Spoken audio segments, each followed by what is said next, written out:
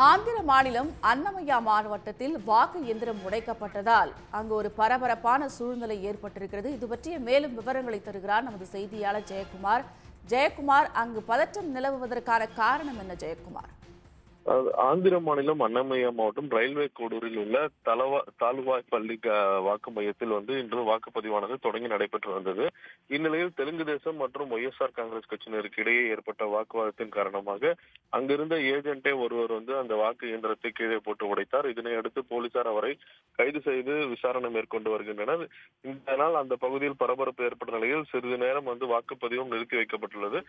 இன்னும் சில நிமிடங்களில் வாக்குப்பதிவு மீண்டும் தொடங்க இருப்பதாக அதிகாரிகள் தெரிவித்துள்ளனர்.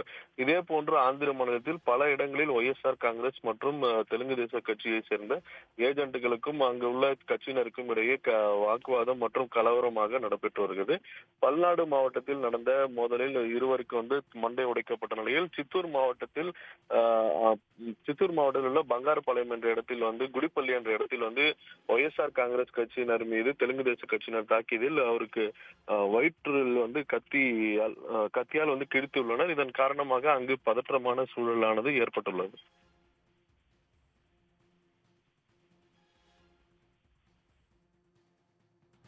விவரங்களுக்கு நன்றி ஜெயக்குமார். உடனுக்குடன் செய்திகளை தெரிந்து கொள்ள சன் நியூஸ் பெல் ஐகானை கிளிக் பண்ணுங்க.